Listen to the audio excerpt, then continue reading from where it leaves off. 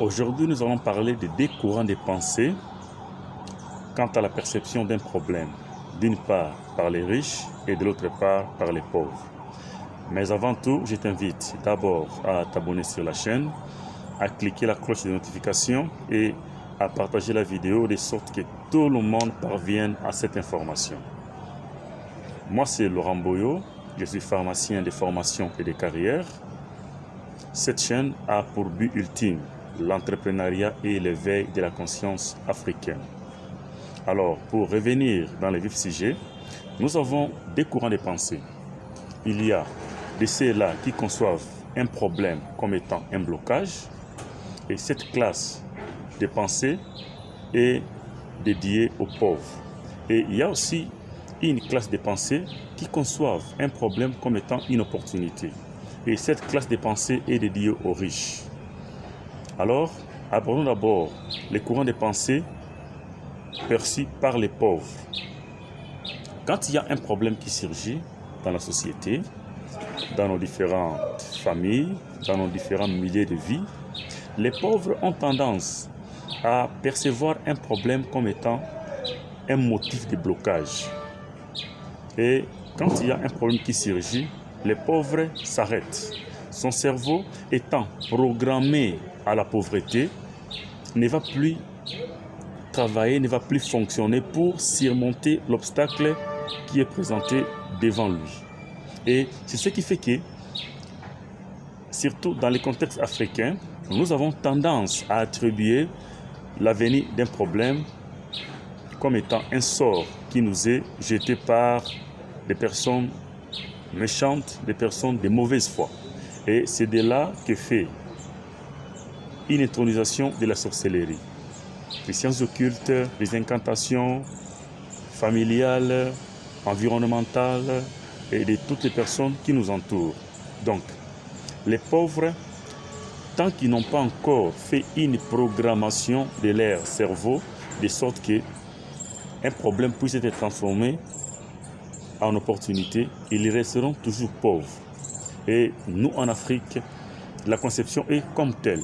C'est-à-dire que lorsqu'un problème nous arrive, nous resterons toujours là à chercher les personnes qui sont à la base. Est-ce que ces problèmes proviennent de la famille paternelle ou maternelle? Est-ce que ce sont les oncles qui sont à la base? Est-ce que c'est un membre de la famille avec qui je m'étais disputé et qui m'avait pointé du doigt et qui m'avait promis un sort malheureux à mon égard qui fait que je ne puisse pas avancer? Donc voilà, en gros, les pauvres sont toujours là à chercher les personnes qui leur ont jeté des sorts. Et de ce fait, ils seront toujours bloqués et ils ne vont pas chercher comment trouver solution à un problème qui surgit.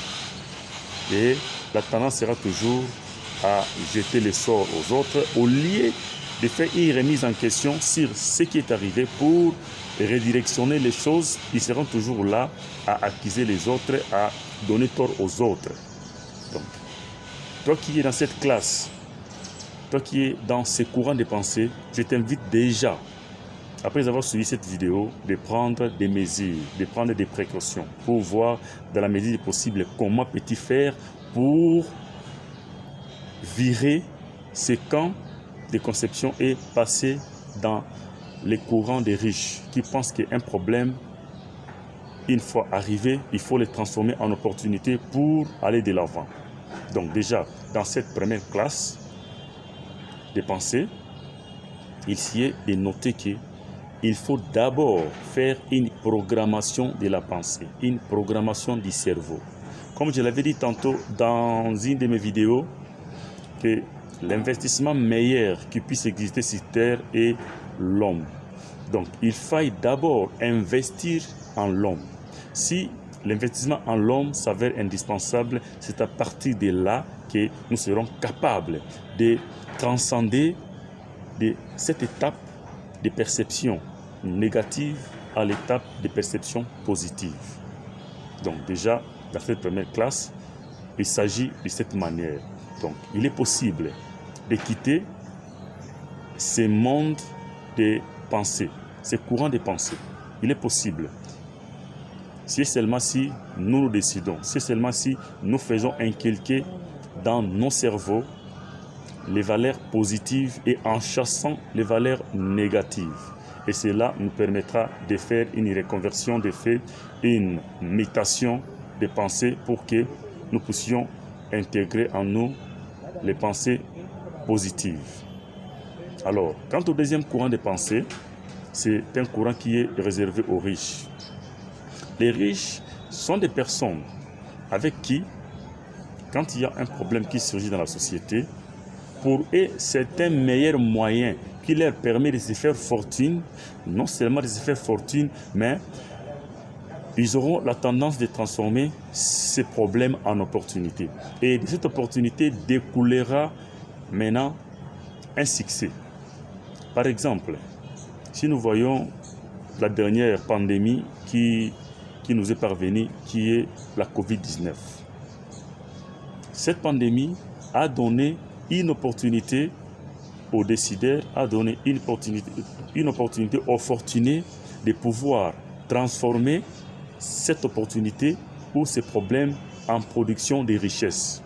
Ce qui a été à la base même de la fabrication des temps des médicaments, des masques de protection, où il y a eu les grandes industries, les grandes usines se sont réunies pour voir dans la mesure possible comment fabriquer des vaccins qui pourront parvenir à l'éradication de cette pandémie. Donc voilà là où réside l'intelligence des riches.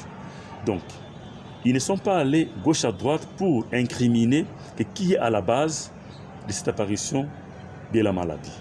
Mais ils en ont profité pour se taper des fortunes, pour se faire de l'argent. Donc, ils ont eu en eux cette culture de la transformation d'un problème en opportunité. Et c'est ce qui leur a donné la possibilité de se faire fortune. Donc, si nous, Africains, sommes en mesure de comprendre qu'à chaque fois qu'il y a un problème, nous devons d'abord chercher à transformer celui-ci en opportunité, ça aidera l'Afrique en général et la RDC en particulier d'aller de l'avant. Et on se limitera d'abord à voir comment faire et on se limitera d'abord à nous condamner nous-mêmes. Que non, si ce problème est arrivé, c'est parce que nous-mêmes qui sommes à la base de ces problèmes. Et que faire pour parvenir à cet obstacle? C'est pourquoi il y a un proverbe qui dit que l'homme se découvre devant l'obstacle. Donc, il est impérieux, il est important que nous puissions adopter l'attitude des riches qui, à chaque fois qu'il y a un problème, ça ne suffit pas seulement de se lamenter. Oui, il y a une tranche de temps que nous devons regretter, que nous devons nous mettre à nous lamenter, mais nous ne pouvons pas stagner à la lamentation. Mais après la lamentation viendra maintenant l'étape d'une remise en cause. Et après cette remise en cause, c'est à ce moment-là qu'on peut maintenant trouver des solutions idoines pour faire face à ces problèmes qui est apparu. Donc voilà en gros ce que j'avais à partager avec toi en ce net moment, que cette vidéo t'apporte un souffle nouveau, t'apporte une énergie meilleure pour parvenir à transformer un problème en opportunité. Et cela sera très capital. Ce sera très très capital pour nous Africains qui devons d'abord faire une remise en cause, de sorte que tous les problèmes qui nous sont parvenus, que nous ne puissions pas nous limiter à ça, mais que nous soyons des gérants, que nous soyons des personnes qui devons trouver des solutions pour surmonter ces problèmes et que tous ces problèmes se transforment en opportunités. Et c'est de là que sera l'éclosion de l'Afrique et l'éclosion de la RDC.